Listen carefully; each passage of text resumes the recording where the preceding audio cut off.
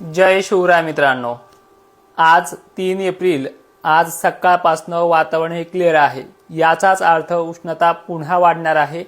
उष्णता आणि गरमीमुळे अनेक ठिकाणी परत एकदा संध्याकाळपर्यंत काही मोजक्या भागांना वातावरण परत एकदा सक्रिय होणार आहे।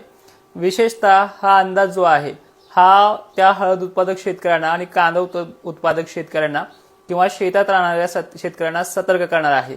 आजपासून थोडी भाग व्याप्ती कमी होते। उद्यापासून वातावरण अजूनही मोकळं होते आणि 5 तारखेपासून तुमचे कामे तुम्ही सुरळीत पार पाडू शकता। पहिली आणि सर्वात महत्त्वाची जी काही माझ्याकडनं तुम्हाला एक विनंती आहे ती म्हणजे तुमच्या कमेंट बॉक्समध्ये जो काही वीटभट्टी उत्पादक शेतकरी आहे यांना सुद्धा ह्या व्हिडिओमध्ये महत्त्वाचा संदेश दिलेला आहे। यांनी सुद्धा पुढील काळातल्या पावसासाठी हा व्हिडिओ शेवटपर्यंत पाहायचा आहे आणि आपले काय व्यवसाय आहेत शेती संदर्भात ते कमेंट करायचे।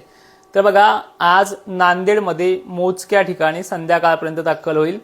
अकोला अमरावतीच्या दक्षिण वाशिम भागांमध्ये सुद्धा, वर्धा नागपूर जिल्ह्यामध्ये आणि चंद्रपूरमध्ये मोजक्या ठिकाणी पाऊस ऍक्टिव्ह होणार आहे संध्याकाळपर्यंत कोणत्याही क्षणी दुपारनंतर।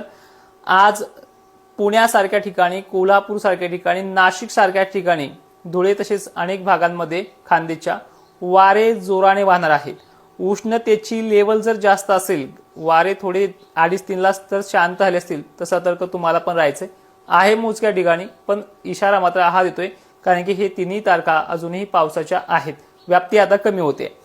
छत्रपती संभाजीनगरमध्ये सर्वदूरची व्याप्ती नाहीये, पण काही मोजक्या भागांना स्थानिक आभाळ येऊन पाऊस पडू शकतो। त्या पद्धतीनं अहिल्यानगरच्या दक्षिणेकडील भागांमध्ये, श्रीगोंदा करमाळा परिसरामध्ये सुद्धा आज काही ठिकाणी पाऊस आहे। लातूर जिल्ह्याच्या काही उत्तर दक्षिण भागांमध्ये पाऊस राहू शकतो। कोल्हापूर सांगलीचा भाग आज मोजकाच आहे, एवढं काही व्याप्ती आजपासून नाहीये। जालन्यामध्ये संध्याकाळपर्यंत तुरळक ठिकाणी, बीडमध्ये मोजक्या ठिकाणी, परभणीमध्ये मोजक्या ठिकाणी, अशा प्रकारचा आजचा हा अंदाज आहे। मात्र जो काही भाग आहे मध्यरात्रीपर्यंत, जो विशेषतः बीड जिल्ह्याचा, बार्शी परिसराचा आणि जालन्याच्या काही शहागड गेवराई पट्ट्याचा, घनसावंगी पट्ट्याचा, इथे आजच्या दिवस भीती आहे। जे काही तुमचा हळद असेल, कुठलाही माल असेल तो झाकून ठेवण्याची व्यवस्था करा।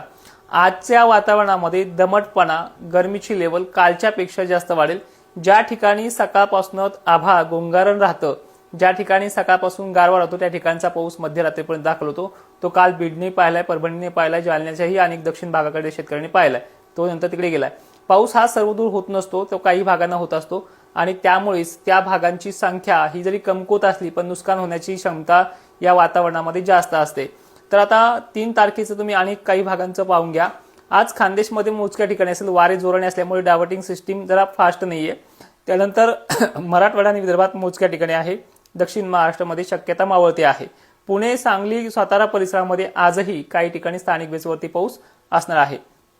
4 तारखेपासून वातावरणामधला जो काही दाब आहे, जो पावसाळी वातावरणाची क्षमता आहे, उद्या वारे थोडे शांत होतील, त्यामुळे स्थानिक वातावरण जे आहे ती सुरत, गुजरात मार्गे येण्याची शक्यता आहे। त्यामुळे नंदुरबार उत्तरेकडील भागांना उद्याचा पाऊस आहे। चंद्रपूरला गरमीच्या लेवलमुळे स्थानिक वातावरणाचा पाऊस पडू शकतो।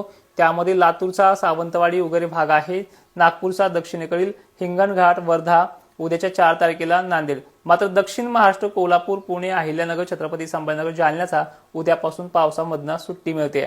विदर्भाचाही बुलढाणा भाग देखील उद्यापासून मोकळा होतोय 4 तारखेपासून।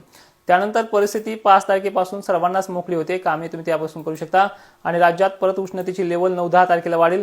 10 तारखेपासून राज्यामधलं वातावरण हे अजून दमट व्हायला सुरुवात होईल। 12 किंवा 13 तारखेला